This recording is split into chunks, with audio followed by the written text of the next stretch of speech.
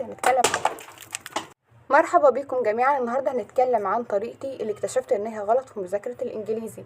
الطريقه اللي انا كنت بذاكر بيها دي، اتمنى لو في حد بيعمل الطريقه دي يسمع الفيديو ده للاخر عشان يستفيد. هقول كام نصيحه، اقول ايه الطريقه الصح، اقول ايه عموما انت تعمل ايه لو بتتكلم عن ده كله. طيب اول حاجه خلينا نتكلم عن الطريقه اللي انا بذاكر بيها واللي اكتشفت ان هي غلط وبتضيع وقت. الطريقه اللي انا كنت بذاكر بيها، اللي انا برجع مثلا من الكورس او المحاضره، برجع اركز على الكلمات، تركيزي كليا على الكلمات. النهارده هحفظ 20 كلمه، تمام. بعد بكره وانا بذاكر الكيمياء هحفظ 10، بكره انا بذاكر العربي هاخد 7، وهكذا. طبعا يوم 2 3 تركيزي فقط على الكلمات، وده مش صح ان انا اركز على الكلمات، علشان في اعتقادي مثلا ان انا الكلمات وكل الاسئله اللي على القواعد واللي على الكلمات هي مكونه من الكلمات. طبعا مش كل الجمل اكيد مكونه من الكلمات، اكيد في بعض منها. طيب في بعض منها مش كلها. ليه مثلا ادي وقت كبير يوم 2 3 بس تركيزي على الكلمات بس؟ فعرفت ان انا ماشي غلط ازاي. لما مثلا اخلص الكلمات واحل عليها وتمام تظبط معايا، اروح بقى اذاكر القواعد. لما اروح اذاكر القواعد بكتشف ان انا مش فاهمه القاعده نهائي، مش عارفه احل عليها نهائي، ناسيه كل حاجه قالها المستر. مش باجي عند القواعد واحس ان انا مش فاهمه اي حاجه، لا عارفه احل ولا عارفه افهمها ولا عارفه مثلا اطبق على اللي انا بفهمه او بقراه.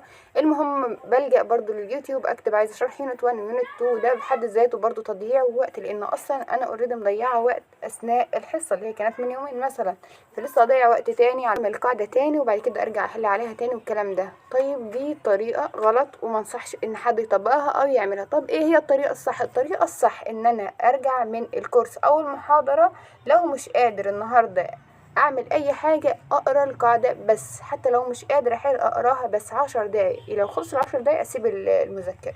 تمام، اتفقنا؟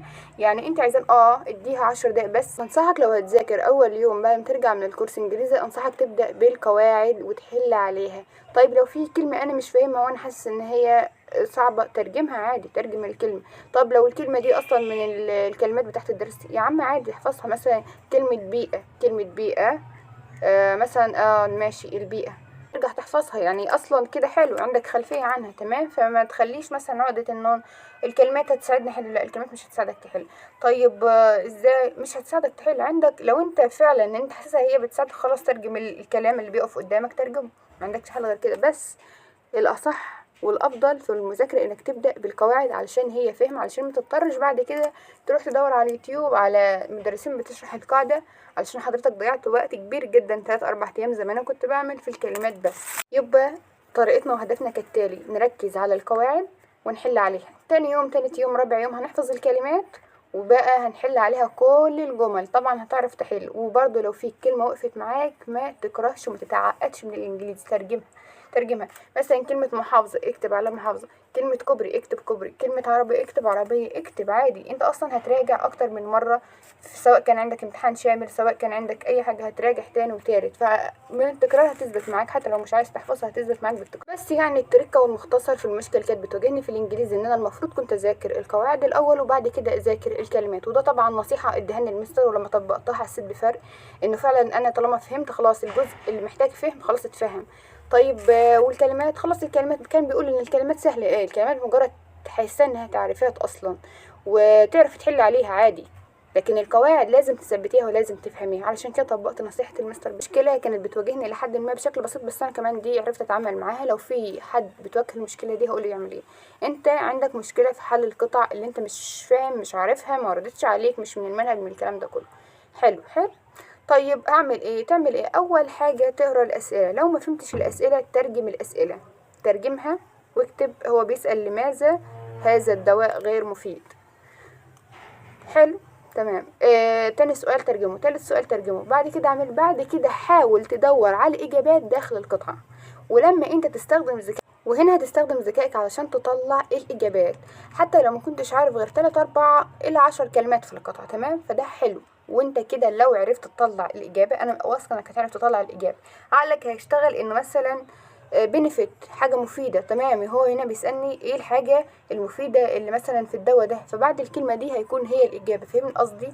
بس فانا برضو حاسس انه لا مش قد كده، تمام. حلو.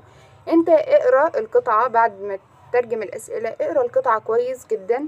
لو في كلمات وقفت معاك برضو ترجمها. طب انت كل حاجه ترجمه ترجمه، لان احنا لسه بدري على ما يجي الامتحان، احنا مش في امتحان علشان نعرف كل اللي موجود. هو حاجات انت ما تعرفهاش بيحط لك حاجات انت متعرفهاش علشان انت تجاوب عليها، تترجمها، تتدرب عليها، علشان بعد كده لما يجيب لك حاجة غريبة برضو في الامتحان يبقى انت مر عليك كذا حاجة، كذا جملة غريبة، كذا كلمة غريبة، وانت قادر تحل مثلا بنسبة 85% القطعة صح. يبقى القطعة كرر وحل دايما، حل واغلط. عايزاك تجيب 1 من 10 لو انت مثلا بتدي نفسك درجة، 2 3 مع التكرار هتثبت معاك. اهم حاجة ترجم الاسئلة، اهم حاجة ترجم الاسئلة كويس. حاول تحل الاسئلة من القطعة، حاول تفهم الفكرة العامة للقطعة حل بقى كل اسبوع 4 قطع، كل مثلا يومين قطعة، المهم ثبت يوم تحل فيه.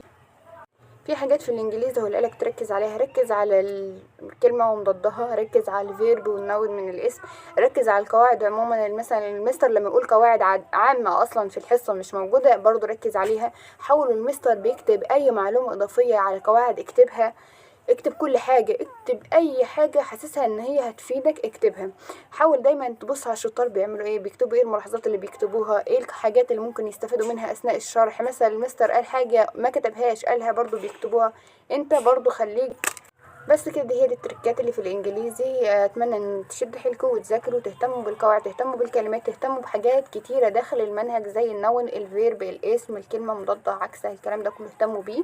وبس كده خلص الفيديو. اتمنى لو استفدتوا من الفيديو متنسوش تشتركوا في القناه وتعملوا شير ولايك للفيديو، واستنوا فيديوهات جايه كتير. باي.